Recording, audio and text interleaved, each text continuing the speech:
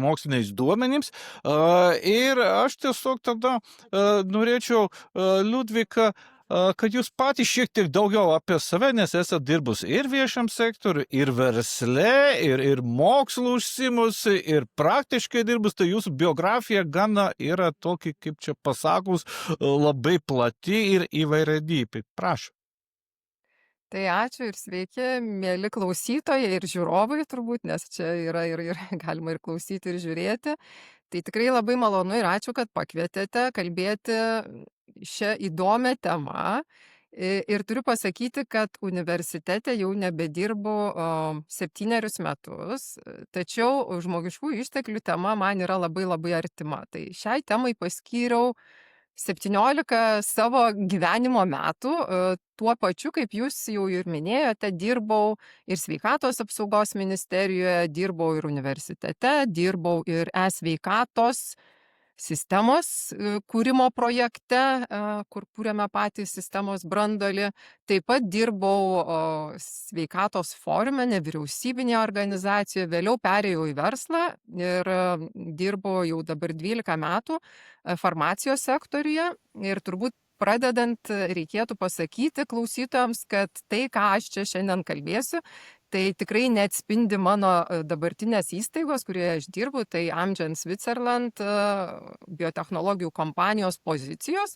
Tai yra mano kaip mokslininkės sukaupta patirtis.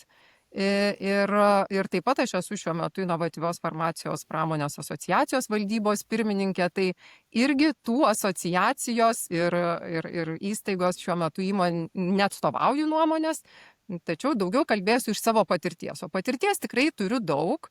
Tai 2004 metais, tai jau daugiau negu prieš 20 metų, esu apgynusi daktaro disertaciją gydytojų pasiūlos ir poreikio planavimo srityje. Ir iš tikrųjų daug laiko nuo to prabėgo ir galėsime gal truputį ir sugrįžti, nes aš galvoju, kad klausytojams visuomet yra įdomu išgirsti istorijas. Mes galim kalbėti apie daugybę teorinių dalykų, kaip reikia daryti, bet visada tai, kas išlieka klausytojų galvose, visada yra kažkokios nedidelės istorijos. Tai tikrai mielai jomis pasidalinsiu ir turbūt gal pereikime prie temos. Tai tema būtų tokia, kad Seimo sveikatos reikalų komitetas teikia pasiūlymą Seimui, kad rezidentui turėtų atidirbt privalomai tam tikrą laiką regiono ligoninėse, nes labai trūksta daktarų, tiesiai šviesiai trūksta. Ir iš vienos pusės, kaip ir logiška, valstybė mokėjo už studijas, daktarų trūksta ir tas žmogus juk turi teikti vertę visuomenė ir Facebook'o komentaruos labai daug yra, kurie palaiko tokią idėją. Žinoma, yra ir kita nuomonė, kad tai yra žingsnis atgal, grįžimas į sovietmetį ir prievarta neveikia. Tai Liudvika, koks būtų jūsų vertinimas ir kaip žmogaus, ir kaip mokslininkės? Tai moksliniai tyrimai vienareikšmiškai sako, kad atidirbimas arba prievarta čia šiuo atveju tikrai neveikia. Tai pasižiūrėję į mokslinius tyrimus tikrai nerasime nei vieno sėkmingo pavyzdžio. Ir net Pasaulio sveikatos organizacija dar 2010 metais jie buvo išvardinę įvairiausias priemonės, kurios galėtų paskatinti, ir čia yra esminis dalykas, paskatinti ir pagerinti regioninių gydytojų ar kitų sveikatos priežiūros specialistų netolygumo pasiskirstimą. Tačiau Pasaulinė sveikatos organizacija sakė, kad tai privalomas atidirbimas gali būti traktuojamas tik kaip trumpalaikis pleistras. Tai, žaizdos pleistras negydo ir iš tikrųjų tai nėra teisingas ir geras požiūris. Turbūt tradiciškai šie siūlymai vis atsiranda, kadangi jau, kaip minėjau, savo mokslinius tyrimus esu pradėjusi iš tikrųjų nuo 99 metų, tai buvo įvairiausių siūlymų. Buvo ir tokių siūlymų, kai mes ruošiame stoti į Europos Sąjungą ir tada buvo labai bijoma, kad didžiulė dalis Lietuvos gydytojų tiesiog emigruos. Tai tuo metu buvo kalbama apie tai, kad tos šalis, kurios priima arba nusiurbia, taip jau vaizdžiai tariant, tuos potencialiai mūsų gydytojus, kad jos turėtų susimokėti mūsų valstybei. Tačiau, kaip žinia, ES galioja laisvas asmenų ir prekių judėjimas ir tokio pobūdžio pamastymai, na, jie iš tikrųjų, turbūt aš nesu teisininkė, bet neturi ir teisinio pagrindo. Dabar pažiūrėkime iš tos žmogiškosios pusės. Gydytojas rezidentas studijuoja ilgus metus, tikrai investuoja didelę dalį savo gyvenimo ir dabar jo prašoma atidirbti. O kodėl mes neprašome atidirbti kitų specialistų, pavyzdžiui, architektų, mokytojų? Nors tiesą sakant, dėl mokytojų irgi esu girdėjusi tokių viešoje erdvėje pasisakymų, kad ir mokytojus reikėtų priverstinai skirti kažkur tai atidirbti. Tai tiesiog Psichologus reikia į pasaulyje tokių kalėjimus, nes pavyzdžių kalėjimuose nėra. trūksta psichologai. Na taip. Tai visada kiekvienas psichologas pasakytų, kad jeigu ar žmogų, ar vaiką tu versi ką nors daryti, tai trumpalaikis rezultatas gali būti, tačiau ilgalaikio rezultato niekuomet nebus. Ir mes, kai kalbama apie pritraukimą specialistų į regionus, turime galvoti apie tai, kas yra patrauklu ir kas tam žmogui svarbu. Tai dabar irgi truputį žvilgtelkime, kaip atrodo tas žmogus, specialistas, rezidentas, kuris pabaigia studijas. Tai jis mažiausiai 10 metų yra praleidęs ir didžiąją dalimi, ir aš dabar pasižiūrėjau naujesnius duomenis, labai maža dalis rezidentūros studijų vyksta regioninėse ligoninėse, nes yra labai aukšti reikalavimai. Tai yra tas mentorius rezidentų arba rezidentūros vadovas regioniniai ligoninėje, jisai turi būtinai privalomai turėti ryšį su universitetu. Tai reiškia, jisai turi dirbti kaip mokslininkas, kaip pedagogas. Ir tada gali turėti ne daugiau kaip 4 rezidentus. Tai vėlgi apribojimas. Tai žodžiu, šis mechanizmas iš tikrųjų neveikia labai gerai. Tai va, ką sako tyrimai iš tikrųjų, kas veikia? Tai turbūt dar vertėtų pasakyti tai, kad kai mes kalbam apie Lietuvą ir regioninius netolygumus, tai mūsų Lietuva yra labai maža realiai. Ir mes nekalbam apie tokias problemas, su kuriomis, pavyzdžiui, susiduria Australija, Norvegija, Kanada, kur iš tikrųjų yra tokių vietų, kur artimiausias centras yra už 500 km, už dar daugiau. Tai mes Lietuvoje kalbam turbūt daugiausia apie kokį 50 km. Tai irgi labai svarbu į tą atsižvelgti, kad nėra pas mus tų tokių atokių, nutolusių vietovių. Tai veikia pritraukimo priemonės ir tikrai būtų neteisinga sakyti, kad mes neturime šiuo metu jokių priemonių, kurios būtų taikomos. Tai kas vyksta? Vyksta daugiau, pavienės iniciatyvos, nors matau, kad Sveikatos apsaugos ministerija tikrai stengiasi tas iniciatyvas apjungti ir jas viešinti.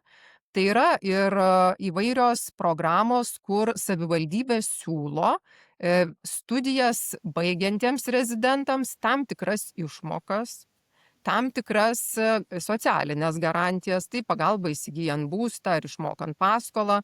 Net mačiau, yra tokių iš tikrųjų inovatyvių savivaldybių, kurios siūlo pagalbą sutuoktiniui randant darbą. Nes tai yra irgi viena iš problemų. Jeigu gydytojas pabaigia studijas ir jis jau gali praktikuoti ir gal ir norėtų vykti, sakykime, į Joniškį, kaip pavyzdys. Tačiau jo sutuoktinis ar sutuoktinė yra, sakykime, kažkurios kvalifikacijos, kur tam regione, tam žmogui susirasti darbą bus labai sudėtinga. Tai va, čia daug dalykų susideda ir negali vertinti taip vienareikšmiškai. Nes jeigu žmogų priversim, žmogus stengsis iš ten pabėgti. Natūrali reakcija. Jeigu žmogų pritrauksim, ir čia labai svarbu irgi, kad tai būtų ne vienkartinė išmoka. Pavyzdžiui, Australijoje kaip yra. Tos taip vadinamos bonding schemos. Tai jos kalba, kuo tu ilgiau išlieki ten, toje nutolusioje vietovoje, tuo tau finansinės paskatos didėja.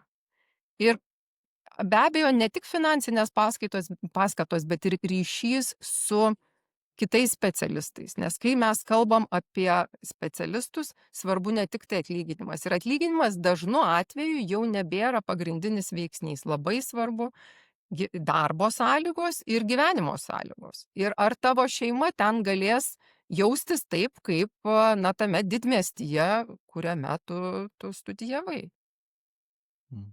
Su atlyginimu taip ir yra, kad jeigu vien tik atlyginimas ir tada gaunasi tokia išbalansuota rinka ir kai kur regionuose gydytojai gauna labai gerus pinigus ir konkuruoja, perperka, ir tada toks kaip vienas ligoninės vadovas sako, aš jau jaučiuosi kaip suteneris, turiu ten pasiūlyti kuo daugiau ir tada vis tiek nėra garantijos, nes kita savivaldybė perpirks. Tai turbūt yra, kad kitos priemonės, ne vien pinigai ir dar ką aš išgirdau, kad būtų tokia tvarka, kad pradžioj galbūt kažkiek mažiau, bet su stažu, su darbu, kaip finansiškai tampa naudingiau, nes dabar dažnai būna koks būtas jo, bet praeina 3-4 metai ir perperka galbūt ir dar greičiau. Tai turi būti kažkoks ta programa nuolatinė, kaip skatinti ir net su didesnė vertė ateity. Nu, ir logiška, kuo daugiau medikas sukuria vertę tam regionui, tuo daugiau jis turėtų gauti kažkokį atlygį.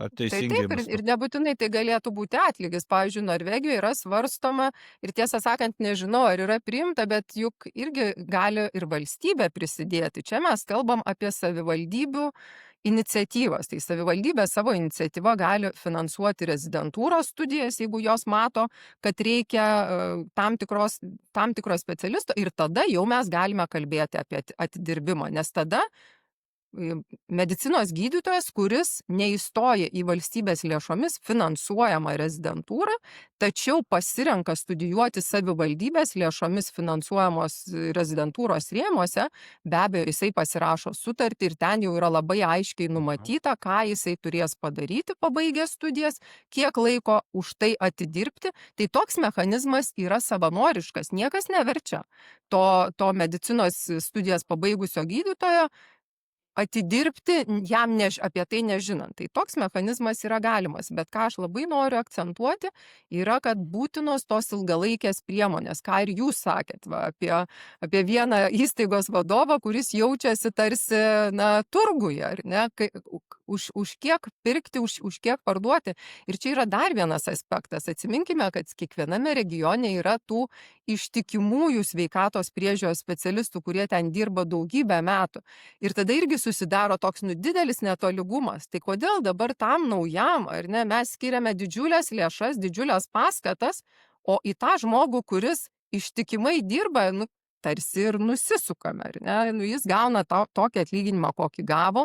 Tai va čia irgi tas yra toks, kaip ir žmogiškas ir socialinis aspektas ir to labiau lygiateisiškumo. Tai iš tikrųjų, kalbant apie žmogiškuosius išteklius, yra tiek aspektų ir tiek įdomių dalykų ir dar tas, tėvas planavimo, ar ne, 75 metais Pasaulio sveikatos organizacija išleido tokį leidinį, tai 50-metį dabar švenčiam, ir ten buvo pasakyta, kad niekas negali numatyti tokios sudėtingos organizacijos ateities, kaip sveikatos priežiūros žmogiškieji ištekliai. Ir iš tikrųjų labai sudėtinga numatyti, ką konkretus žmogus galvos, kaip jis projektuos savo karjerą, nes dabar galimybių iš tiesų yra labai daug ir tai yra labai gerai. Kai mes kalbam, kad sveikatos priežiūros specialistai, jau mano minėtas, tas prieš įstojant į ES didžiulė baimė, kad visi išvažiuos, nes iš tiesų tuo metu atlyginimų skirtumai buvo didžiuliai. Dabar, aišku, tie skirtumai yra, bet mes jau kalbėjom, neatlyginimas pagrindinis dalykas. Yra labai svarbu pagarba, labai svarbu, kaip žmogus jaučiasi, koks yra mikroklimatas toje įstaigoje ir kokias galimybės jisai turi tobulėti. Tai va tas nuvykimas ir į regioną dažnu atveju gydytoją apriboja nuo tobulėjimo galimybių. Ir čia aš neturiu omeny tuos kursus, kuriuos reikia surinkti valandas, kad išlaikyti savo licenciją. Aš turiu omeny daugiau buvimą to tinklo dalimi. Jeigu tu esi aukštos kvalifikacijos specialistas, kuris pabaigė studijas ir didžiąją dalį praleido universitetinėse ligoninėse, ir tu atvažiuoji į regioną ir tu matai, kad tavo įgūdžiai yra didesni, ar ne, ir negu tu galėtum daryti. Tai kaip mes galim padaryti taip, kad tie įgūdžiai galėtų toliau plėtotis? Kažkokie tai specialistų tinklai, apsikeitimas nuomonėmis, nuotolinės konsultacijos. Iš tiesų reikėtų galvoti apie tos inovatyvius modelius, nes tikrai, ką kovidas mus išmokė, nuotolinės konsultacijos tikrai veikia, bet dabar jų vėl mažėja ir, pavyzdžiui, aš tikrai nesuprantu, kodėl dabar nuotolinę konsultaciją gydytojas gali teikti tik tai fiziškai, būdamas sveikatos priežiūros įstaigoje. Tikrai labai sunku paaiškinti, kodėl taip yra. Kodėl, pavyzdžiui, gydytojas negali konsultuoti iš kažkur tai kitur. Tai daug dalykų, kuriuos galima pakeisti ir nėra taip viskas paprasta. Žinot, kai kalbi kaip ekspertas, tai gali susidaryti įspūdis, kad čia, tapčiau aš sveikatos apsaugos ministrė ir išspręsčiau visas problemas. Tikrai taip nebūtų, nes sluoksnių yra labai daug. Ir vienas iš sluoksnių, ar ne, kodėl tų specialistų trūksta, kodėl konsultacijų yra per daug, kodėl žmonėm reikia laukti ilgai, todėl kad mes neįgalinam tos savo žemesnės grandies specialistų. Dabar jau kalbam, kad slaugytojas turi būti prestižinė specialybė. Bet iš tikrųjų, iki šiol ir tikrai labai džiaugiuosi, kad dabartinė vyriausybė skiria didelį dėmesį ir deleguoja daug daugiau funkcijų slaugytojam. Nes anksčiau slaugytoja, tarsi toks, nežinau, administratorius turintis medicininį išsilavinimą, bet žiūrint į kitas šalis, kiek daug dalykų gali daryti. Ir aišku, pas mus dabar jau yra atsiradusios ir pažangiosios slaugos praktikos slaugytojos, bet vėlgi jų parengiama tikrai per mažai, kad būtų galima pasiekti esminį proveržį. Tai tikrai turbūt neturėtumėm fokusuotis į tai, kad mums gydytojų labai trūksta, taip jų trūksta regionuose, bet mes vis dar esame viena iš geriausiai fiziniais etatais aprūpintų šalių gydytojais Europos Sąjungoje. Tai vadinasi, kažkur tai jau reiktų žiūrėti ne į skaičius, bet į tai, ką specialistai veikia ir kaip galėtumėm juos motyvuoti tolygiau teikti sveikatos priežiūros paslaugas. Taip, tai mes liečiam problemą, kiek gydytojas yra efektyvus, kiek laiko paima, kad jis atlieka ten administracinės funkcijos, ten įvertina kažkokį neįgalumą žmogui, nors galbūt tai galėtų kaip tik jo socialinės rūpybos kažkokias funkcijas ir galų gale tas pačias slaugytojas labiau įgalintas tampa labai reikšmingas, labai didelį krūvį, dabar kalbant apie atvejų vadybą, kad slaugytoja iš viso jo kaip pirmą smuiką groja, nes ji turi koordinuoti, čia ir yra dar ir ta psichologinė problema, kad mentalitetas, organizacijų kultūra net taip greitai keičiasi ir net formaliai įgalintas slaugytojai susiduria ir su savo vidiniu pasipriešinimu, kaipgi aš daktarui galiu kažką sakyti ir nurodyti, o tie gydytojai irgi kartais, nelabai, tu čia tik tai slaugytoja, klausyk mane ir žinok savo vietą, tai čia irgi turbūt turi praeiti kažkiek laikas, bet laikas praeis tuščiai, jeigu nebus tinkamas vadybės ir lyderystės, kuri skatins tos pokyčius. Iš tikrųjų, tai taip, ir turbūt vertėtų pradėti nuo pat pradžių, dar irgi sugrįžti, ar ne atgal, ir ką aš turiu omeny sugrįžti atgal.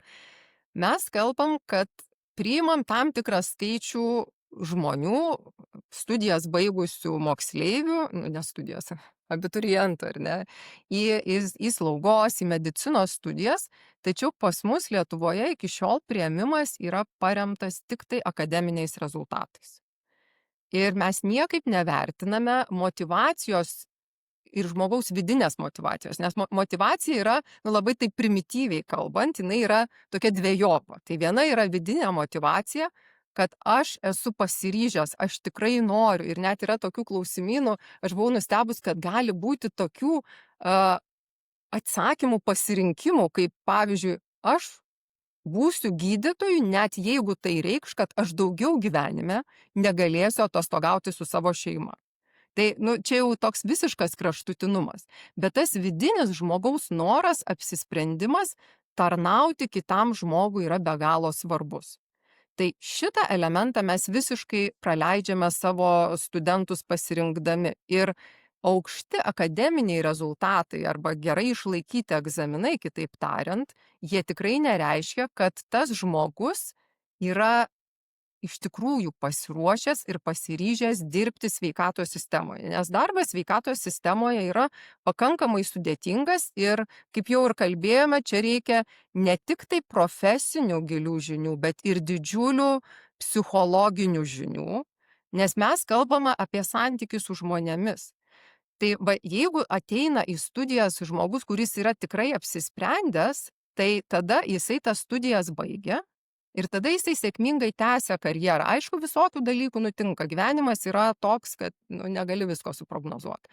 Tačiau tikrai pasitaiko nemažai tokių atvejų ir turbūt kiekvienas savo rate rastumėm šeimą, kurioje tradiciškai tėvai, seneliai jau kelios kartos buvo medikai ir natūralus lūkestis, kad ir atžala jaunoji jau toliau keliaus į mediciną. Ar tas žmogus iš tikrųjų yra apsisprendęs, sunku pasakyti. Ir čia vadinasi ta išorinė motyvacija. Tai išorinė motyvacija gali būti aplinkos, tėvų spaudimas ir tada gali būti prestižinė specialybė, tada gali būti geras atlyginimas, panašaus pobūdžio veiksniai. Bet čia tie veiksniai, jie nereiškia, kad išliks studijose ir tas studijas baigs. Ir va čia norėčiau paminėti įdomų pavyzdį iš savo mokslinių tyrimų. Esame 2 kartus tyrę. Tai vienu atveju mes ėmėme studentus, kurie į studijas įstojo labai senai, 66, 71 ir taip toliau, kas 5 metus. Ir tada aš ėjau fiziškai, įsivaizduojat, eini į archyvą, keli tas tokias dulkėtas bylas ir tada žiūri, nes tik tai ten buvo galima surasti, ar pabaigė studijas ar ne, nes mus domino kohorta. Tai reiškia, mes nežiūrėjom, kad tais metais įstojo 200 studentų, o tada po 6 metų pabaigė, sakykime, 180. Neteisingas požiūris. Tu turi sekti kiekvieną žmogų individualiai. Ir tikrai radom ir akademinių atostogų. Ir, pavyzdžiui, studentas baigęs po 2 metų vėliau. Arba buvo nėštumo gimdymo atostogos. Arba iš vis nutraukė studijas ir tokie dalykai labai didelę įtaką turi. Ir kas buvo liūdniausia matyti, kad didžioji dalis pasitraukia 4-5 studijų metais. Tai jūs galite įsivaizduoti, kiek jau yra investuota į studijas ir pasitraukia. Ir vienintelis paaiškinimas, kurį mes darydami kokybinius tyrimus galėjome atrasti, buvo tai, kad tuo kaip tik metu jau susiduriama su realia klinikinė praktika. Ir va čia yra tai, apie ką aš kalbu. Akademinis geras pasirengimas nerodo tavo noro dirbti su žmonėmis. Ir dabar pasakysiu, Olandija, šiaip apskritai užsienio universitetus priėmimas, tie, kurie turi mokyklinio amžiaus vaikus ir daugiau domisi, tikrai praktiškai visuose universitetuose yra atsižvelgiama į motivaciją. Vienaip ar kitaip gali būti motyvacinis laiškas, gali tavęs prašyti aprašyti savo veiklas, kuo tu domiesi. Nes žiūrima į asmenybę tokią visapusiškesnę. Ir galiu paminėti vieną eksperimentą, ir iš tikrųjų tai yra aprašytas tikras eksperimentas Olandijos universitete, kur buvo priimami studentai 3 būdais. Tai vieni pagal akademinius rezultatus, reiškia tie patys jau akademiškai labiausiai pažengę, tada yra tokia svertinė loterija, neįsim į detalės kaip ten, bet ten irgi vis tiek didžiąją dalį sudaro akademiniai pasiekimai. Ir tada akademiniai pasiekimai plus motyvacija. Ir jie vertino motivaciją labai įdomiai. Jie prašė pateikti įrodymus, dokumentuotus apie savanorystę per pastaruosius 3 metus iki stojimo į studijas ir tas savanorystė turėjo trukti ne mažiau kaip 2 metus. Tiko taip pat ir sportinė veikla. Ir buvo aiškus labai kriterijai, dabar jau nepasakysiu tiksliai, bet man atrodo ne mažiau kaip 160 valandų, teisingai prisimenu, 160 valandų per metus. Tai arba sportiniai veiklai, arba savanorystiai ir tas reiškia išlaikyta ilgą laiką, ne savaitę, ne 3 mėnesius, bet 2 metus. Ir rezultatai buvo labai įdomus. Tai jie reiškia, paėmė tuos studentus ir tada juos sekė iki studijų pabaigos. Tai tų studentų, kurie buvo atrinkti su motyvacijos elementu, iškritimas ar pasitraukimas iš studijų buvo 2,6 karto mažesnis. Tai reiškia, jie iš tikrųjų turėjo tą motivaciją. Tai šitą irgi turėtumėm galvoti. Dabar ar to pakanka? Manau, žinokit, kad ne, nes kiti tyrimai rodo, kad jeigu motivacija truputį kitokiu būdu yra vertinama, susivienodina. susivienodina ir jau nėra didelio skirtumo. Ir čia turbūt yra labai svarbu ta mentorystė, pagalba, nes jaunam žmogui kartais per daug visko vyksta ir jam reikia padėti. Tai mes irgi studijų metu, gal dabar universitetai pamažu diegia tuos mentorių mechanizmus. Žinau, kad užsienio universitetuose yra, ir čia ne medicinos, pagalbos mokytis specialistai. Ir aš buvau tikrai nustebusi, kokie, praktiški paprasti patarimai, kaip pasiruošti egzaminui, kaip, pavyzdžiui, nekelti savo per didelių lūkesčių. Apie tokius dalykus kalbam, nes visgi, į mediciną mes atsirenkam žmonės, kurie yra, tikrai labai akademiškai stiprus, bet ar jie iš tikrųjų visi tikrai yra labai psichologiškai stiprus, ar juos nereikia paremti, paskatinti, padėti, nes visgi, jeigu 20%, ir dabar nežinau, gali būti skaičiai kitokie, bet kai mes darėm tyrimą 2 kartus, iš pat pradžių tik tai Lietuvos sveikatos mokslų universitete, tai gavom, kad studijų nebaigė, imant skirtingas kohortas, tai negali sakyti, kad paėmėm neteisingą kohortą, kur labai daug pasitraukė. Išvedėm vidutinį skaičių, tai apie 15% nebaigė. Kai 2011 metais darėme tyrimą jau labai plačiai, tai darėme visose kolegijose 6, tada Vilniaus universitete, LSMU ir Klaipėdos universitete. Ir rezultatas buvo, kad visgi apie 20% nebaigė studijų. Ir kalbant apie slaugytojas, tai buvo ypatingai ryškūs skirtumai. Pavyzdžiui, dabar prisimenu, kad Utenos kolegijai nepasitraukė nei vienas studentas. Reiškia, kiek įstojo, tiek baigė. Tai tokie pavyzdžiai rodo, kad reiškia, kažką kolegija daro kitaip. Tuo tarpu buvo tokių kolegijų, kur 30% nebaigė. Tai ką Utena daro kitaip? Tai žinokit, man irgi, aš dabar taip pasikėliau tuos tyrimo duomenys ir galvoju, iš tikrųjų būtų įdomu patyrinėti, bet mes kalbame, apie praeitį, mes kalbam apie 2011 metus, kai buvo daryti tie tyrimai, bet akivaizdu, kad kažkas buvo kitaip, nes mes tikrai gavome tuos sąrašus iš įstaigų ir jos būtent pateikė konkrečiai, kada įstojo, kada pabaigė. Ir tada dar vienas labai įdomus elementas, ir tai galim galvoti, kad gerai, tai studijas pabaigė rezidentūrą ir jau tada jau dirba. Tai čia yra dar vienas momentas, kur ne visi, ir skamba iš tikrųjų keistai, bet tikrai ne visi įgyja licenciją. Tai vėl rodo, kad galbūt, mes turbūt vėl esam girdėję istorijų. Ačiū mama, ačiū tėti, pabaigiau studijas, o dabar darysiu tai, ką aš noriu. Tai ne visi įgyja sveikatos priežiūros specialisto licenciją. Apie 5% to nepadaro, nors galėtų. Tada dar vienas momentas. Turime mes tą licencijų, taip vadinamą registrą, jisai dabar turbūt truputį kitaip vadinasi. Ir ten yra, fiksuojamos tos aktyvios licencijos. Bet aktyvi licencija tai reiškia, kad ją, tu turi kažkaip tai palaikyti. Ir anksčiau bent jau būdavo, kad kas 5 metus, jeigu tu nepateikai dokumentų, kurie patvirtina, kad tu dirbai toje srityje, kad tu tobulinais, tam tikri reikalavimai, tai tada tavo ta licencija gali būti atšaukiama. Bet įsivaizduokite, jeigu aš šiandien, pavyzdžiui, turiu licenciją ir aš šiandien atitinku, bet aš ateinančius 5 metus nieko nedarau, mano ta licencija, jinai skaičiuojasi kaip aktyvi. Tai mes irgi esame padarę vieną labai įdomų tyrimą, kuriuo iki šiol, aš sakyčiau, didžiuojasi, nes daugybė žmonių sakė, jums nepavyks, jūs nepadarysit. Ir vėl mes kalbam apie beveik 15 metų atgal, ar ne? Tai duomenų bazės nebuvo taip lengvai jungiamos, ką galima padaryti dabar. Tai mes galėjome sujungti duomenis iš licencijų registro su valstybinės ligonių kasos duomenimis ir su socialinio draudimo, tai yra sodros duomenimis, ir pasižiūrėti, tai kiekgi iš tų, kurie turi licenciją, dirba. Ir darbas nereiškia, kad būtinai dirba gydytojo arba slaugytoje. Gali dirbti ir kitur, pavyzdžiui, gali dirbti farmacijos įmonėje. Ir tai jau nėra sveikatos priežiūros veikla.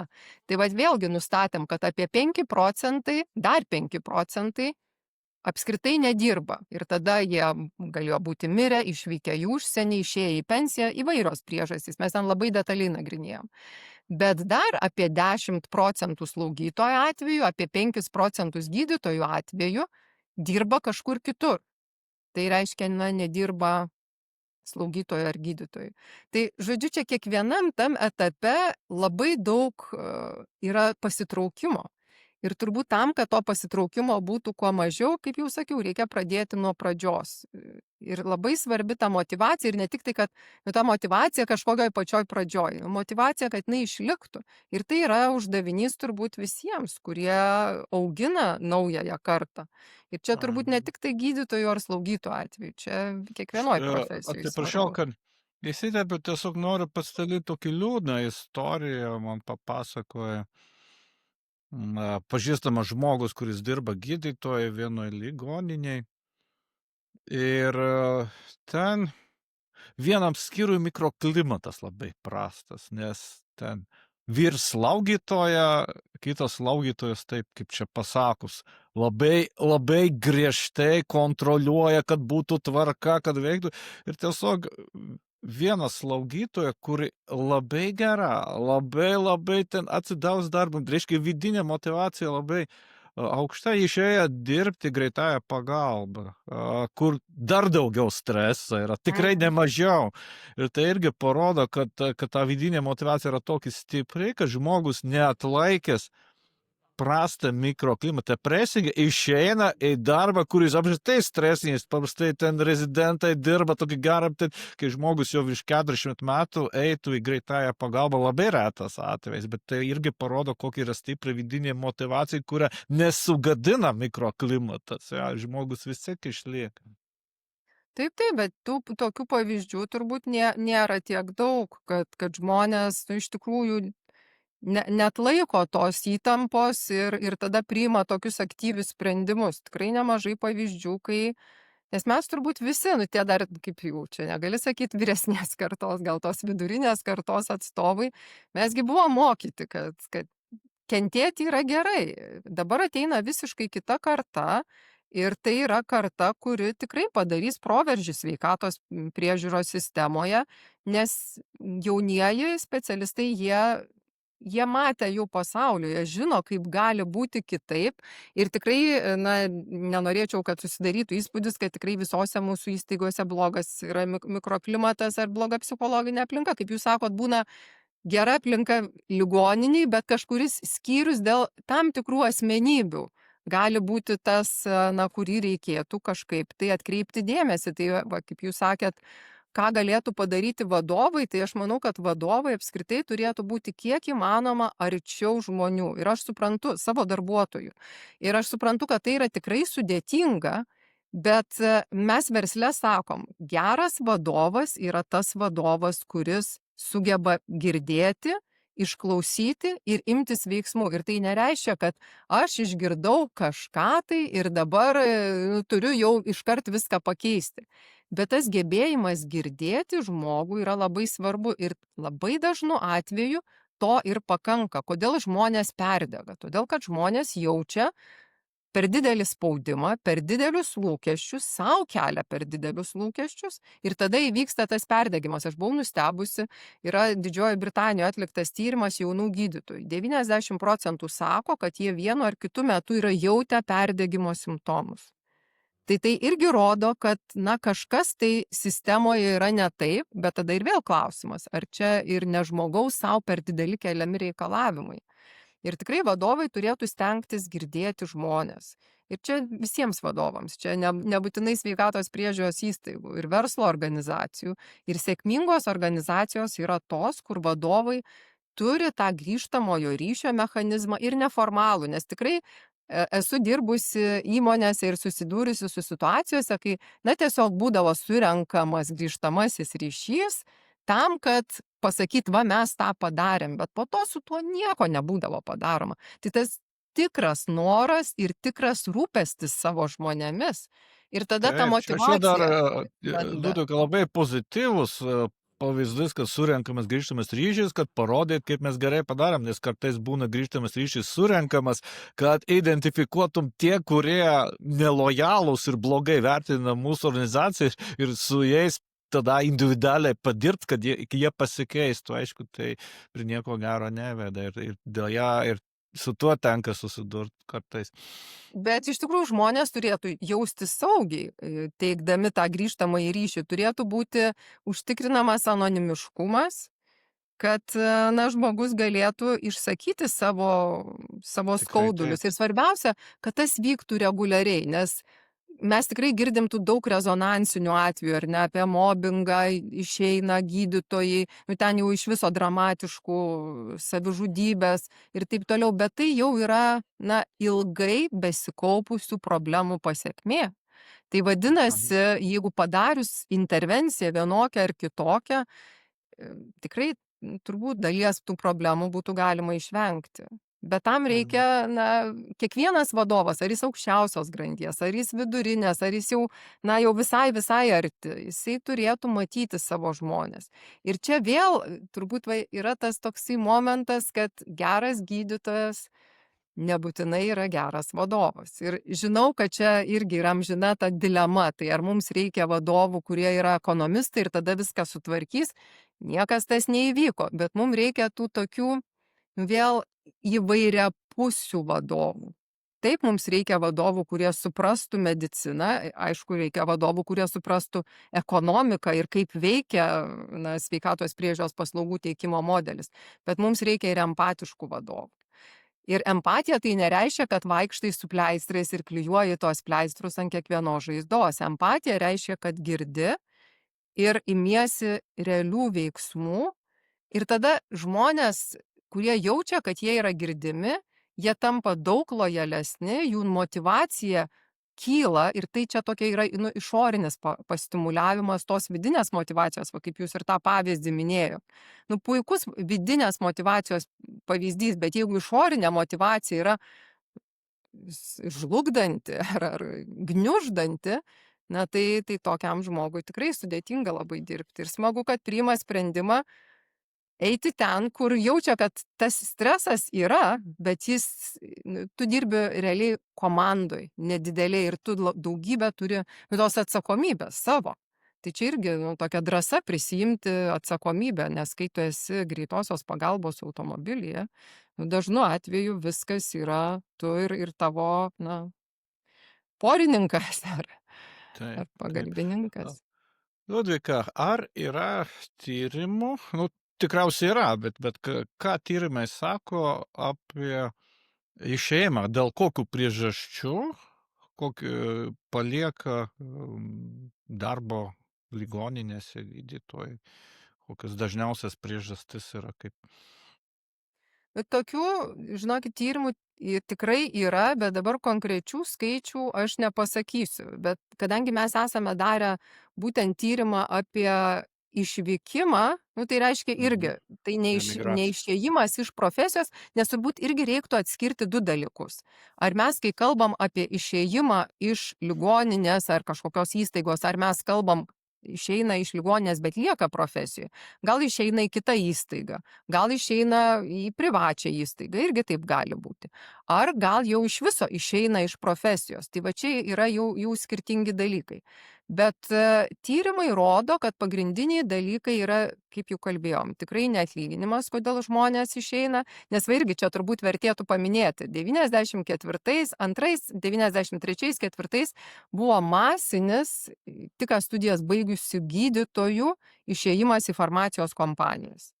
Ir dabar, va, na, mes matom savo kolegas, kurie ten dirba, jie baigė didžioji dalis gydytojų specialybę, bet dabar naujų nebeteina, nes tuo metu atlyginimų skirtumas buvo didžiulis. Buvo labai patrauklus farmacijos sektorius. Dabar, kas ateina į farmacijos sektorių, na, dirbti farmacijos įmonėse, tai yra daugiausia visuomenės sveikatos specialistai, farmacininkai, gydytojai, labai pavieniai. Ir matyti jau tie, kuriems, na, iš tikrųjų tas gydomasis darbas ne prie širdies. Bet dar vienas įdomus dalykas yra, ką aš matau, iš farmacijos sektoriaus, na, padirbę 10-20, kai kas 30 metų, grįžta į mediciną, grįžta aktyviai praktikuoti mediciną. Ir tikrai žinau 10 atvejų ir dar daugiau, kai tiesiog atsinaujina savo specialisto licenciją, vėl praeina, na, tai, kas yra privaloma, būtina ir grįžta į mediciną. Tai vėl irgi yra tam tikras resursas, tai žmonės juda ir žmonių priežastis, kodėl jie pasirenka vieną ar kitą kelią, yra labai įvairios. Ir suabsoliutinti negalima, bet taip jau jeigu bandant suabsoliutinti, ar ne, tai tada yra geresnės darbo ir gyvenimo sąlygos ir geresnės profesinės galimybės.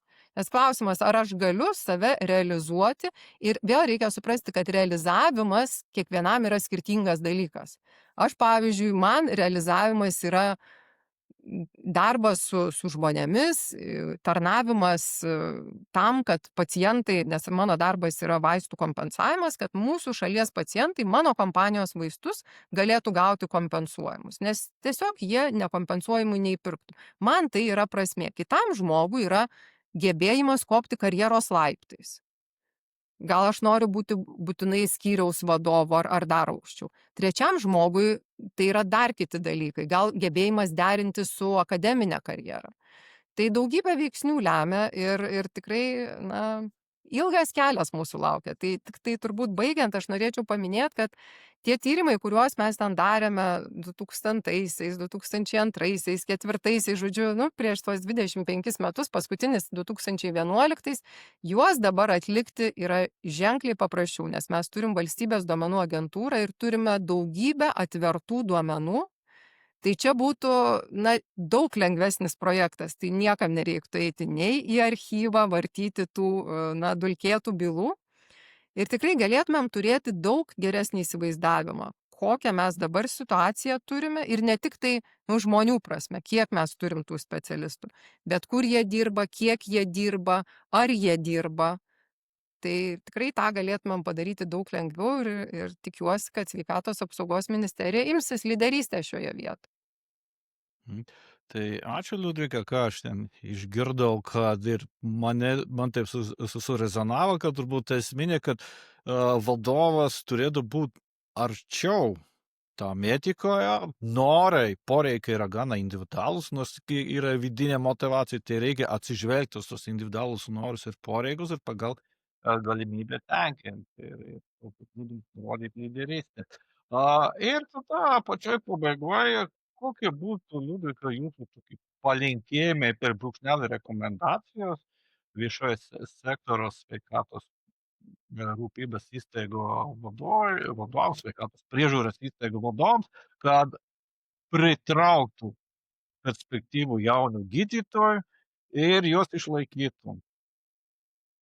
Tai jau apie ką ir kalbėjau, labai svarbus tas sisteminis ir ilgalaikis požiūris, nes trumpalaikės priemonės, jos, kaip jau ir jūs minėjot jūsų pavyzdyje, kad pritraukia specialistą tam tikram trumpam laikui, tačiau jo neišlaiko. Tai čia turbūt reiktų galvoti apie 5 metų ir gal dar ilgesnės priemonės ir tikrai galvoti apie tai, kad tai nėra tik tai savivaldybių atsakomybė, tai turėtų būti pagaliau ir valstybės atsakomybė ir tikrai ir valstybė galėtų, na, prisiimti tam tikrą vaidmenį šitame procese. Nes dabar tikrai matosi, kad savivaldybės labai stengiasi ir kaip išgali, taip bando tą padaryti, bet visgi turėtų būti koordinuoti veiksmai ir neturėtų būti tokios, na, aršios konkurencijos kaip turguje. Konkurencija visada yra gerai, bet turėtų būti daugiau negu pinigai, nes pinigai tikrai nelemia visko, tai yra svarbu, žmogus privalo gauti orų atlyginimą, kad galėtų gyventi, na, pakankamai gerai, bet iš tikrųjų to tikrai nepakanka. Tai svarbiausia vadovams tikrai, na, būti arčiau žmonių. Šitas dalykas yra, ir atrodo, žinot, nu, labai jau čia paprasta ir kokia čiagi prasmė. Bet iš tikrųjų, turbūt paklausus darbuotojų, ar jie jaučiasi girdimi, ar jie jaučiasi, kad jų nuomonė yra svarbi, nes mes kalbėjom apie slaugytojų, gydytojų pavyzdį. Gal iš tikrųjų slaugytoja kartais turi gerų idėjų, kaip būtų galima tam tikrus dalykus reorganizuoti, pakeisti, daryti kitaip. Bet ar jinai išdrįsta tą pasakyti, čia vienas dalykas. Ir jeigu išdrįsta, ar yra tas paskatinimas, kad kalbėkime apie tai, paieškokim sprendimų ir nebūtinai kiekvienas žmogaus išsakytas dalykas yra absoliuti tiesa. Bet vėlgi, na, kalbėjimasis, bendravimas, bendradarbiavimas ir to ilgalaikio požiūrio turėjimas. Na, nesiekti, nes žmogiškųjų išteklių planavimas yra visada ilgalaikis ir tu turi laikyti ranką ant pulso. Čia jau kaip gydytojas. Nuolatos tu turi jausti, kuo gyvena tie žmonės, kas jiem yra svarbu. Ir tikrai galvoti ne tik tai apie tuos, kuriuos tu prisitraukiai kažkaip į savo įstaigą, bet ar apie tuos, kurie lojaliai dirba toje įstaigoje daugybę metų, kaip jie jaučiasi. Ir tikrai žinom ne vieną pavyzdį, kai yra prašoma jau pensijinio amžiaus sulaukusių gydytojų, tik jūs dar neišeikit šiais metais, nu, dar bent 1 metus padirbkite. Na, tai akivaizdu, kad tikrai reikia to labai, labai plataus požiūrio ir svarbiausia empatijos ir geranoriškumo. Tai ačiū labai, Liudvika.